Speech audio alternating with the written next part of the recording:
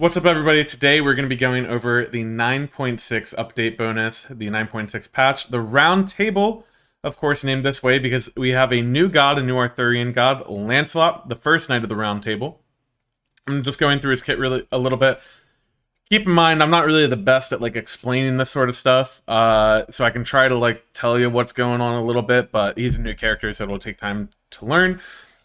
His passive is Camelot's Quest. Lancelot receives 1 stack for a god's kill/assist, and 1 stack for every 5 minion kills, maximum of 60 stacks. While mounted, each stack provides him increased movement speed, so on his horse, which you will see later. While unmounted, each stack provides reduced basic attack damage received directly in front of him. This passive seems really, really strong. One, because it has synergy with his kit. Just making him move around the jungle faster on his mount is a really big deal out of base faster. What is this? Is 1% per 5 stacks, and you're looking at 12 stacks. So it's 12. Wait, is that right? Hold on. Did I do that math right? 0.2 times 5 is 1%. 60 divided by 5 is 12.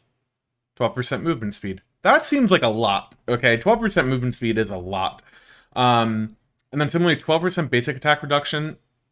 Pretty good on that as well when you're diving into an enemy backline. Pretty nice. I think Lancelot's an assassin, correct me if I'm wrong, but these seem more like these could be really good as a warrior as well, like a bruiser character, is my first impression on that, but it seems like a strong passive. Piercing Thrust is his one. Lancelot does a quick dash and thrust forward with his lance. He deals damage to enemies in his path and those hit by the extending lance.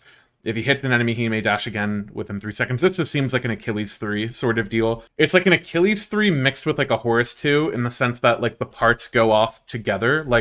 With Achilles, you can 3 auto cancel or whatever. The kind of idea I'm getting from this ability is that it's all in one motion. So it's like a dash into the Achilles 3. So as if Achilles 3 was all one motion instead of you having to press the ability twice. The damage on it's really good though, right? If you hit people twice with this, you're looking at 120 damage at level 1 and 480 at level or at rank 5. That is a ton of damage. Pretty low cooldown too, so it seems pretty strong. Skilled Strikes is his 2. Lancelot slams his shield into enemies in a small area in front of him, dealing damage and knocking them back. He follows up this attack with a sweep of his lance, dealing damage and bonus damage to enemies that are further away. Again, kind of like a 2-part ability, sort of like a Horus 2, where you fire the first part, you're going to deal damage and knock them back, and then you're instantly going to do, for Horus, it's the cleave attack one is 2. For this one, it's just going to be, a little attack in front of him. So, again, the bonus damage on this is really high. I can't do 15% of 270 off the top of my head, but it's 40-ish damage, so you're looking at 170, 440, 480 damage on a base ability, plus, 90% scaling. It's pretty crazy, I guess, plus the bonus damage here, but I'm assuming the bonus damage only applies to the second part, just by the way it's worded. So, a lot of base damage on his first 2 abilities seem very strong. A little bit of CC as well on the knockback. I haven't seen the god visually, so I'm kind of just reading it. So I don't know how quick the animations are, for example, or how far the knockback is. I'm going to use a god like Mulan, for example. Mulan, her abilities have pretty long cast times because her abilities have kind of 2-part abilities with her 1 and with her 2. And sometimes having long cast times like that you can't really cancel out of can be a detriment and cause you to kind of get CC'd through them or, whatever the case may be. So I have no idea if Lancelot's able to cancel any of these abilities, but the base damage looks really, really crazy. Mount Up is, of course, what his passive had synergy with. He gets onto his horse. He gets 20% movement speed, which will scale up to 32% off of your passive. And then you get an initial health shield, which is 140. It doesn't look like this has any scaling off of physical power, procs, anything like that. It just looks like a base number. And then while you're on the horse over time, you're building up this shield. Now, when you think about in a team fight, if you get onto your horse and are running away, you're really not going to get that big of a shield, right? 180 divided by 4, assuming you get 1 stack of the shield per second. That's really not that much, right? You're getting 45 health per second in a shield. That's like an auto attack from somebody, probably even less than that, really. What really will be effective on him is when you're walking out of base and you're going into combat with a 740 health shield late game, or, even in the mid game, you're going into combat with a 460 health shield. That is pretty significant. That can eat at least an ability or something, or 1 crit from an auto attacker, whichever you prefer. But definitely seems pretty good. Kind of similar to like a Wheelix's horse, but if a Wheelix horse had additional effects. And a Wheelix does have a horse, just so we're all on the same page. Shining Gallop. Oh, I forgot to mention, while on the horse, he gains different abilities, basically. So it changes, yeah, his abilities change. So this Shining Gallop will replace his Piercing Thrust, his 1, and then the Crashing Dive will replace the Skilled Strikes, and then the Quick Turn will replace the Mount Up itself. Quick Turn, we can just cover really quick. This will be his 3 in his horse stance. It just helps you change directions, that's all it is. I don't know how he navigates that at all, or how you can really ride that horse, but 4 seconds seems like a pretty long cooldown to turn around, so I guess that's the downside compared to a Wheelix's horse, is that a Wheelix's horse you can kind of, move around and dodge abilities a little bit. So yeah, it seems like Suku is a worse combat horse, but Suku is a better movement horse. So just the difference between a Wheelix and Lancelot on their horse. Shining Gallop will replace his 1. Sends his horse off to gallop. As he dismounts, the horse fades away, allowing it to pass through walls, dealing damage and slowing enemies. Really, it's just a line skill shot, right? It doesn't have a cooldown because once you get off of it, the cooldown on your mount up is going to activate. So you can read both of these abilities as having 14-second cooldowns before you can get on your horse again. Whereas the turn is you stay on your horse, but you can only turn every 4 seconds. So in this case, you just dismount, line skill shot, 280 damage, 30% slow, 60 mana, can go through walls, just a little bit of extra damage, helps you chase down kills, could be good. Crashing Dive is a little bit different. This is like your full hard engage diving ability. You go off the horse, you dive back down, root people, 310 damage, 90% scaling, pretty insane. A lot of damage. So basically just imagine you're on your horse, you're riding into a fight, you have the shield health, and you can either choose to hard engage the fight, or if people are like running away from you, or you just want to deal damage from range, you'll just use the gallop, and that's pretty much it. Something else to consider is when you get off of your horse, you're going to immediately gain this basic attack damage reduction. Boom, words, nailed it. So yeah, his engage seems to be pretty solid if he's going on to an enemy hunter or auto attacker. If he uses his crashing dive, then immediately gains some damage reduction. And then lastly, the Grand Joust. Lancelot rears up his horse as a large jousting list is created, crippling enemies in the area, charges ahead, dealing damage to all enemies hit, and refreshing his mounted health shield. So I haven't really seen this ability. I don't know how good it looks or how crazy it is, how big the area of the cripple is. My initial reaction to this ability is that the biggest effect that it has is refreshing your mounted health shield. Just imagine you are going into a fight and you already have the full health shield, and then you're kind of just like running through people. If you're able to do that and then pass through, if you're able to pass through people and just keep regenerating that shield while dealing damage, that seems like it could be a pretty good engage, especially when you combo it with a crashing dive, and then you have the CC from your skilled strikes, your little shield knockback along with it. This kit reads a lot more like a warrior to me than an assassin. I think they are an assassin. I'm not 100% sure, but I think they're an assassin. This kit seems like a lot more of a warrior kit to me. I think you'll see them mainly in the jungle and in the solo lane, depending on how good their laning phase is.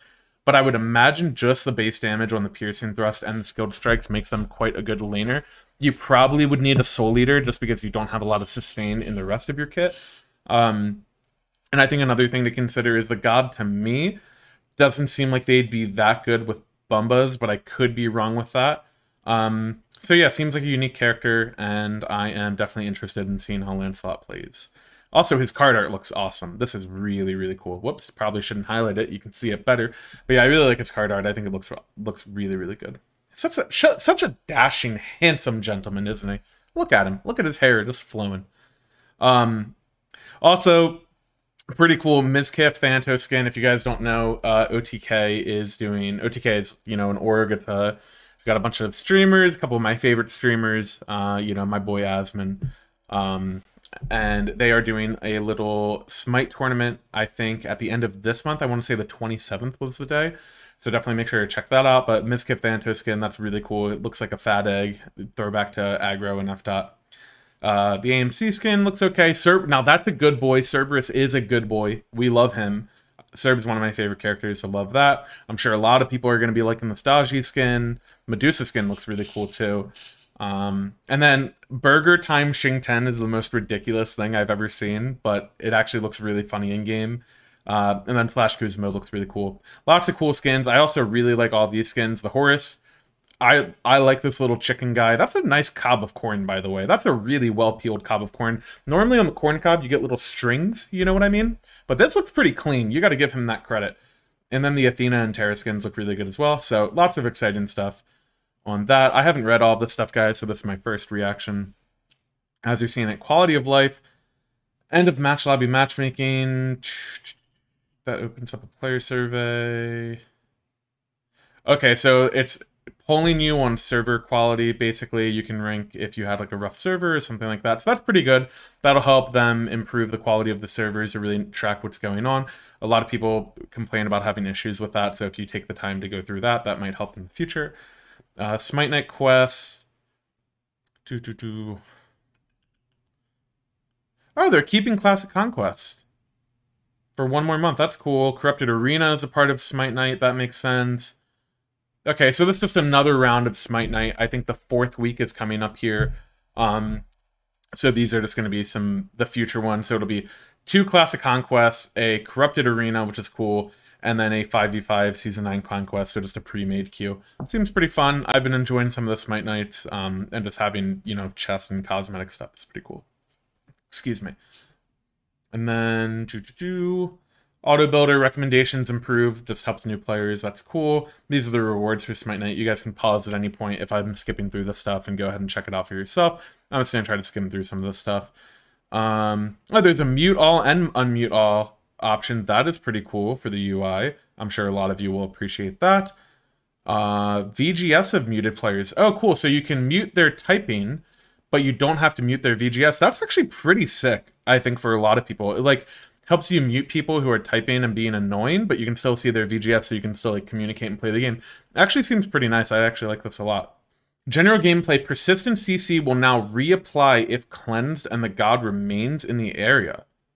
Wait, that's actually a really big deal. So that means that something like a Hunbot's ult, if it gets Geb shielded or Keprioted, normally you can run a few ticks.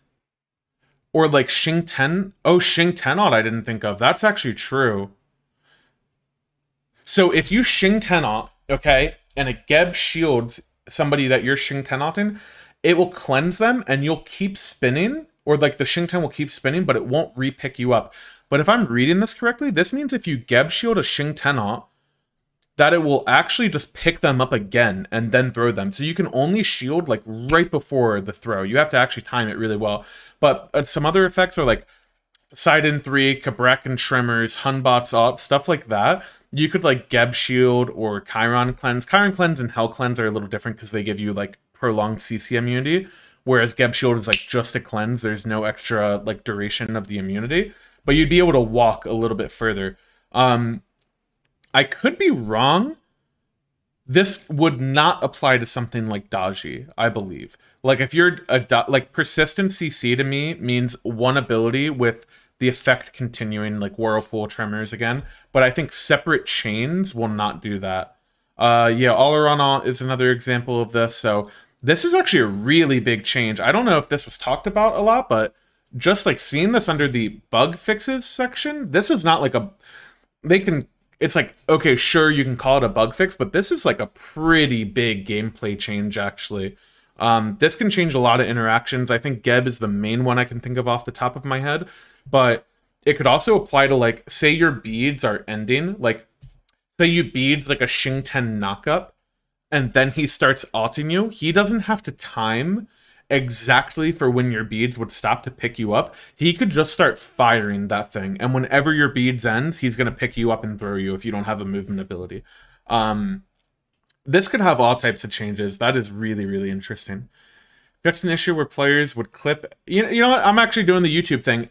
Please comment below what other interactions you've thought of that this change could affect. I'm actually very curious what everyone's able to think of, because I think this could be a big deal. Anyways, we'll move on. Fixed an issue where players would clip and appear inside of a rock. Yeah, there's a bug where you could, like, yeah, basically you would clip inside of a rock and you could be almost, like, hidden.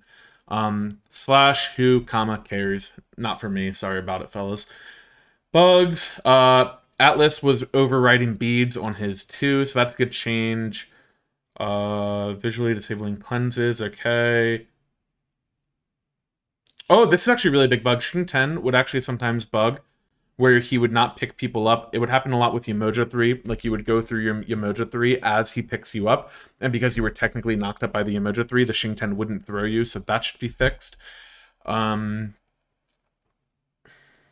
Sure, this just seems like a lot of pretty important fixes, actually, like set 3 getting canceled. Player camera would shake constantly when auto-attacking. This would act... If you guys... Before this patch hits, go into a jungle practice, play Fenrir, and just auto-attack. Your screen literally, like, shifts side to side with your auto-attack. It's actually... Once you see it, you can't unsee it. But it is actually really annoying. Fix an issue where gods would be silenced at unintended times if they were near him and leaped through the cone field on his second ability ohm. If they were near him and leaped through the cone field, what does that mean? So does that mean if, like, a Fafnir is in dragon form, you can, like, cancel his jump, his, like, pre-animation, his wind-up animation on his jump? If you guys aren't aware, like, a Fafnir could ult, and you can basically silence him, and then, like, take your silence off and let him start his jump, and then do it, like, back and forth. There's really no need to do that, but you can do that. I don't know if it means that, or if it means, like, Odin is, like, bird bombing in front of you, and you can silence the landing, or, like, a Fenrir jump, you can silence the landing, and it won't stun, stuff like that. I'm not actually quite sure what this means. But that's what is coming up in my head. Fixed an issue with Slaughterhouse skin. Oh yeah, a Chalk just in that skin just wouldn't show his ult when you're looking away from him. I'm just going to skim through these again. Feel free to pause at any point if you feel like I skipped over something. But none of this seems too crazy. Fixing a Thoth skin is kind of nice. That skin is OP. And change wording from ground speed to movement speed. Sure, that's not really a bug. That's just like a text tooltip change.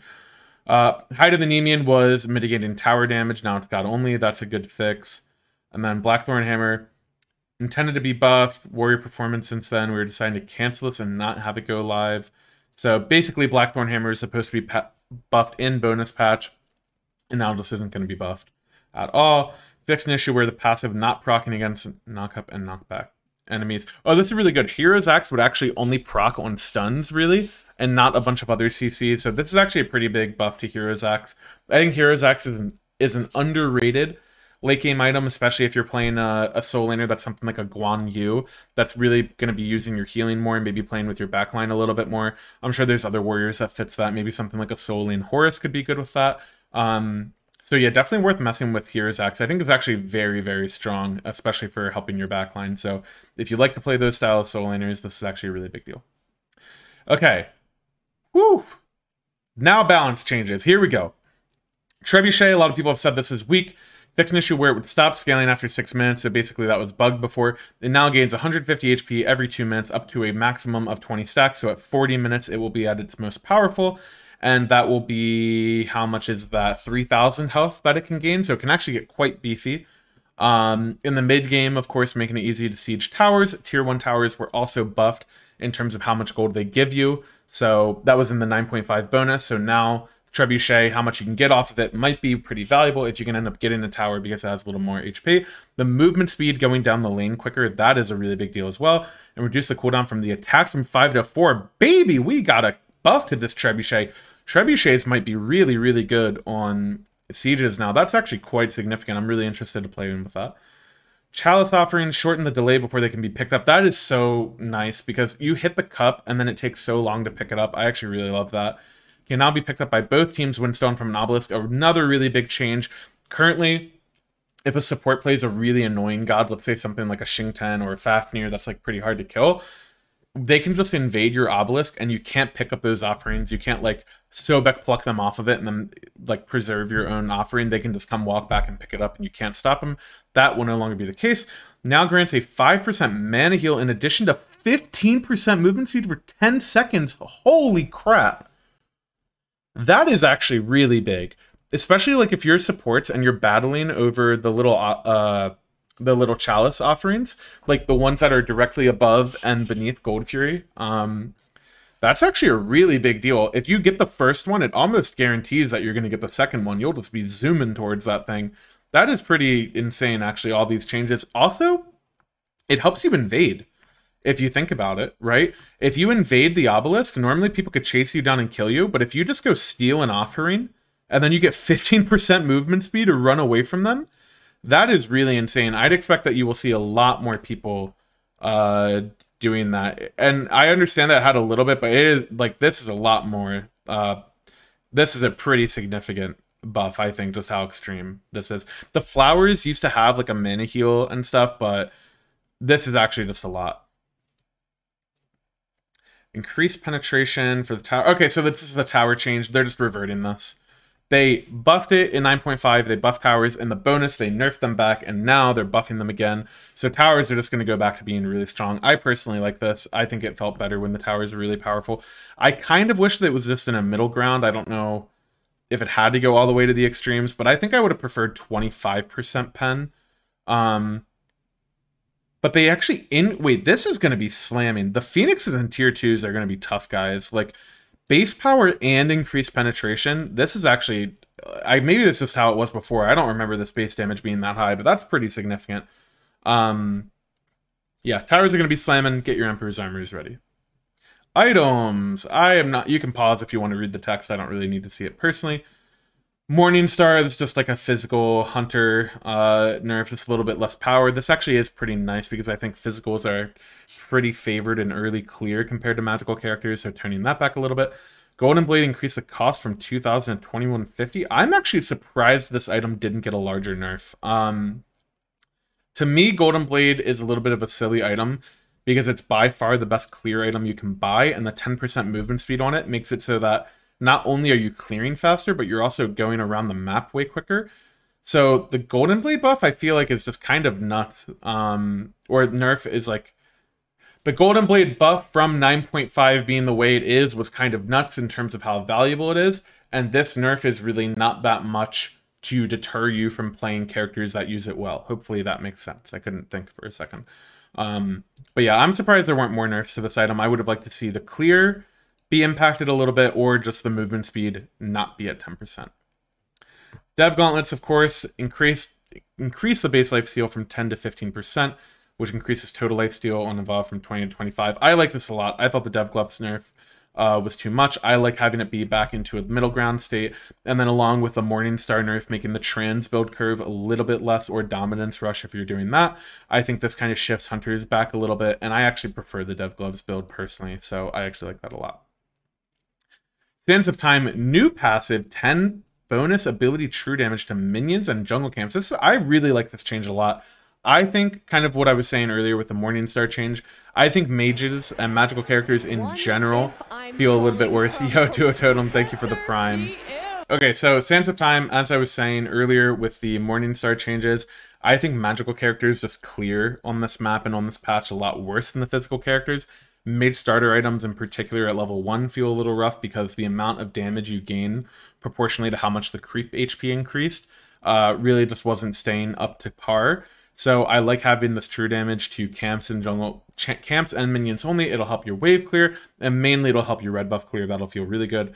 Conduit Gem now deals an additional 2 true damage per stack against minions and jungle camps. It used to be a max of 20, and now it's... Wait, didn't it used to be a max of 40? Is this now 80 damage on the stack?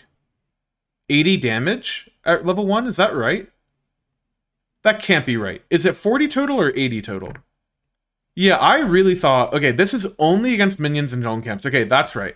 So it's currently 40, and that 40 can be used on gods or minions, but now it's 80 on minions, 40 on gods. That sounds right. Okay. I really like that a lot.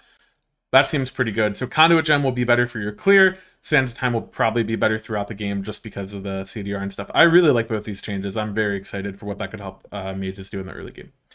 Heavy Mace Tier 2, increase the power. Okay, so the option, instead of nerfing Golden Blade, is to buff maces a little bit, it looks like. So just increasing some physical power. I don't hate that. That's fine. Physical power scaling on Crusher is actually quite a big deal. This is pretty significant. A lot of scaling assassins, gods like Susano, Hun, Bots, Thor, that type of stuff, Cleo, this could affect them quite a bit. Yemoja being nerfed for the 7,570,012th time is now being nerfed. Riptide decreased the ring duration from 6 to 3 seconds, and the slow on opponents from 20 to 10. Decrease the initial slow applied to enemies hit by the crashing waves from 90% to 60%. Holy crap. That is crazy. The duration on the Riptide especially... Okay, think of old Ymirwa, guys.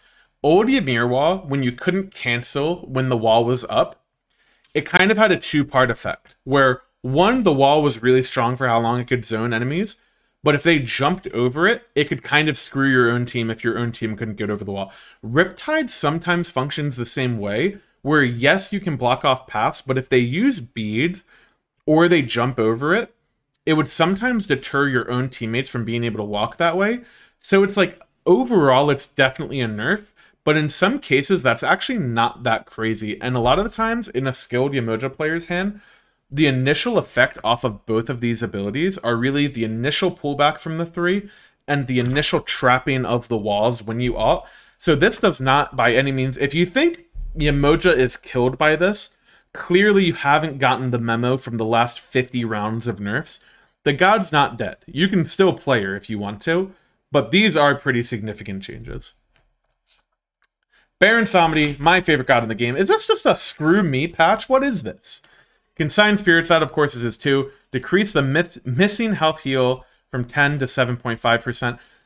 This is a big deal, but also if you compare it to what Baron was able to do before, because everybody has more HP, this really isn't that crazy. Just tuning him down a little bit, but Baron is still fine. Jingwei, decreased damage per shot from 120 to 110% of Jingwei's power. Yeah, that'll do it. Yeah, I think that does the trick. Yeah, that'll help a little. By that, I mean this character is still broken. Mickey Mouse God, Jingwei, still busted. This is a step in the right direction, but she's still really strong. Rotitoski, that is how you pronounce that, is Rotitoski, of course.